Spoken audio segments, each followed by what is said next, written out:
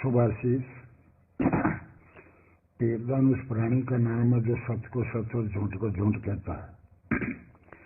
सामने चाहे कोई नेता हो, मंत्री हो, ठग हो, ठेकेदार हो, गुंडा हो, मवाली हो, बाहुबली हो। यह सही बात है कि भोंगरा कांड में सबसे पहले हनुमान बेनीवाल ने अगुवाई की। हनुमान बेनीवाल ने फेसबुक के ऊपर लिखने के बाद अगले दिन यानी 8 तारीख को ये कांड हुआ और 9 तारीख को हनुमान बेनीवाल की शादी की सालगिरह थी, जो नागौर से सबसे पहले जोधपुर अस्पताल पहुंचने वाला हनुमान बेनीवाल है। हनुमान बेनीवाल एक ट्वीट कर देता है या पोस्ट डाल देता है कि मुझे आज कहाँ जाना है, तो वहां पहुंचते पहुंचते इनके साथ में सैकड़ों हजारों लोगों का काफिला जुड़ जाता है, जिससे राज्य और केंद्र दोनों सरकारों के कान खड़े हो जाते हैं। हनुमान बेनीवाल मानता हूं कि हाँ, कहीं कहीं नहीं, अधिकतर राजनीतिक तौर पे गलत भाषा का उपयोग करते हैं, निजी आरोप लगाते हैं, विशेषकर राजपूतों पे और महिलाओं पे। ये हनुमान बेनीवाल की सबसे 2 बड़ी कमियां हैं। इसकी वजह से केजरीवाल की तरह आम जनता या सर्व जाति सर्व धर्म के लोगों में जगह बनाने में नाकामयाब होता है। मैंने एक से अनेक बार लिखा है, आगे भी लिखता रहूंगा। पेरदान बीजेपी समर्थक था, कांग्रेस समर्थक कभी नहीं था, लेकिन कांग्रेस के अच्छे और सच्चे प्रत्याशियों को एक से अनेक बार वोट दिया है। विचारधारा बीजेपी की है, लेकिन जब ये बीजेपी कांग्रेस दोनों चोर चोर मोशेरी बहनें बन गई थी मेरे प्रकरण में, तब ये तीसरा मोर्चा खड़ा हुआ था। तो हनुमान बेनीवाल ने मेरी आवाज उठाने की वजह से मैंने वापिस इनकी पार्टी या इनका कर्ज चुकाने के लिए राजपूती क्षेत्रीय सनातनी संवैधानिक धर्म निभाने के लिए 5 साल तक मैंने सोशल मीडिया के ऊपर आरएलपी पार्टी और हनुमान बेनीवाल की सच्चाई और अच्छाई को उजागर करने का काम किया। लेकिन कहते हैं कि कुछ चमचे होते हैं, कुछ गद्दार किस्म के जलू प्रवृत्ति के जाति धर्म के कोबरे कीड़े होते हैं, वो असली आदमी को, सच्चे और अच्छे आदमी को भटका देते हैं। वैसे ही हनुमान बेनीवाल को भटकाने का कुछ तो इनकी पार्टी के बेंगन भड़ूटे 4 से जो अमचे चमचे आजू बाजू में रहते, वो जाति और धर्म की नफरत फैलाने का काम करते उन्होंने।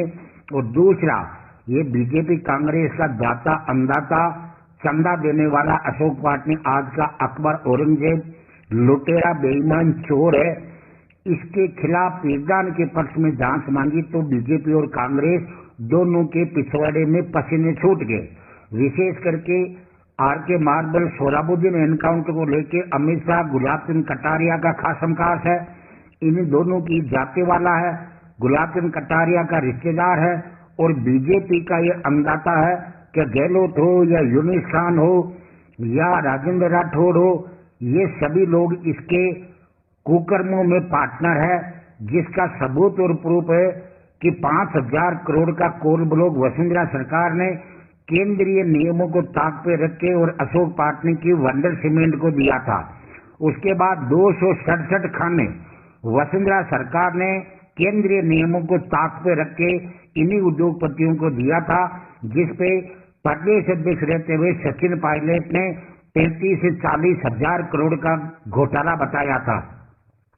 लोकायुक्त जांच के अंदर घोटाला पाया गया, राज्यपाल जांच के अंदर घोटाला पाया गया, एसआईटी जांच में घोटाला पाया गया और हाईकोर्ट जोधपुर ने वसुंधरा सरकार को कहा लिखा कि ये खान घोटालों में अनियमितता यानी भ्रष्टाचार हुआ है, अतः हमें खान अलॉट की कागजात दीजिए ताकि सीबीआई जांच कराएं।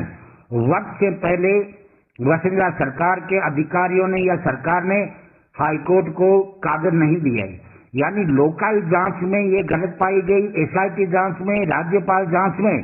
उसके बाद हनुमान बेनीवाल वसुंधरा के बंगले के ऊपर 10, 12, 15 करोड़ रुपए खर्च हुए उनके ऊपर बार बार कहता है, लेकिन 267 खाने और आरके मार्बल की वंडर सीमेंट को 5,000 करोड़ का कोल ब्लॉक दिया कोडियो में, उस पर हनुमान बेनीवाल ऊपर से नीचे से पूर्ण नहीं करता, जबकि अंबुजा सीमेंट के लिए हनुमान बेनीवाल सड़क से लेके विधानसभा से लेके लोकसभा तक मुंह खोल पाया। तो जाहिर सी बात है कि दारिया एनकाउंटर में ये दोनों 36 का आंकड़ा थे, बोल वचन बने हुए थे, तीर चला रहे थे राजेंद्र राठौड़, हनुमान बेनीवाल ने कहा था कि मैं राजेंद्र राठौड़ को विधानसभा में नहीं घुसने दूंगा। राजेंद्र राठौड़ भी वार करते थे, गजेंद्र खींवसरिया, मान सिंह कनिसिया, ये सभी हनुमान बेनीवाल पे करते थे। तो जब हनुमान बेनीवाल ने पीरदान के लिए अशोक पाटनी के कुकर्मों झूठे मुकदमे की विधानसभा में जांच मांगी, तब बीजेपी और कांग्रेस दोनों के पैरों नीचे धरती हिल गई थी। तब दोनों ने कोशिश किया, गहलोत ने स्वीकार किया कि मैं गठबंधन करने के लिए तैयार था, और दारिया एनकाउंटर वाला मास्टरमाइंड राजेंद्र राठौड़ हनुमान बेनीवाल का ड्राइवर बनके और गठबंधन के लिए बीजेपी दफ्तर में लाया था। मैंने अनेक बार कहा कि जैसे महाराजा मान सिंह गार्ड थी, वैसे हनुमान बेनीवाल के खिलाफ बोलने वाले राजपूत नेता बीजेपी वाले हनुमान गार्ड बन गए। गजेंद्र सिंह शेखावत इनके खिलाफ बोलते थे, गजेंद्र सिंह खींवसर बोलते थे, राजेंद्र राठौड़ बोलते थे, वो खींवसर दरबार के अंदर हनुमान के मानगार्ड बन गई। वो सबने आपने देखा है। गजेंद्र सिंह शेखावत ने हनुमान बेनीवाल को तेजा जी का अवतार बताया, कालजे की कोर बताया है, तो राजेंद्र राठौड़ ने बीजेपी को राम और हनुमान को राम का हनुमान बताया है। जो बाबू सिंह राठौड़ शामराव कांड को लेके हनुमान बेनीवाल की पे धुआं निकालने का विधानसभा में आरोप लगा रहा था, वही बाबू सिंह राठौड़ वहां ओसिया के अंदर बोतल को ऊंट के पूंछड़े पे बांध के और प्रचार कर रहा है। वही बीज और खाद भंडार के वो राज्य मंत्री दर्जा पर प्राप्त शंभू सिंह खेतासर भी हनुमान बेनीवाल के खिलाफ जहर उगलते थे। वही ओसिया के अंदर अपनी धर्मपत्नी को प्रधान बनाने के लिए उसी हनुमान बेनीवाल की बोतल की ढक्कन का सहारा लिया है। तो मैं तो यही कह रहा हूं कि यह राजपूत समाज जब तक इनके पीछे बंबू नहीं करे, हनुमान हो या पीरदान, तब तक ये ठग ठेकेदार हो या नेता मंत्री हो, ये आज के आला कमान के गुलाम बने रहते हैं। लेकिन मैं तो वापस वही आऊंगा कि हनुमान बेनीवाल ऐसे अनेक उदाहरण है, दर्जनों राजपूतों की आवाज उठाई है। एक परबसित तहसील का बच्चा जिसको 16 करोड़ रुपए का एक इंजेक्शन है, उसके लिए केंद्र सरकार और स्वास्थ्य मंत्री को लिखा है। बीकानेर का एक फौजी राजपूत उसके बेटे के साथ अन्याय हुआ तो हनुमान बेनीवाल ने आवाज उठाई, पीरदान की आवाज उठाई, वो आपके सामने है। अनेक अन्य राजपूतों की उठाई है, राजपुरों की उठाई है, ब्राह्मणों की उठाई है, मेघ वालों की उठाई है, जाटों की उठाई है, मुस्लिमों की उठाई है, दलित, पिछड़े, सामान्य, ओबीसी सभी जाति धर्म के लोगों के खिलाफ उठाई है। यहाँ हरनामा हत्याकांड मेरे गांव में हुआ था, उसमें भी सामने जाट थे, फिर भी राजपूत का साथ दिया।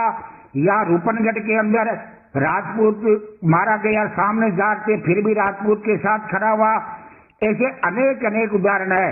यानी कि हनुमान बेनीवाल अपनी जाति वाले के साथ खड़ा हो जाता है तो फिर यह राजपूत कहते हैं जातिवाद है, जबकि वो सुखिया 35 का नारा देता है।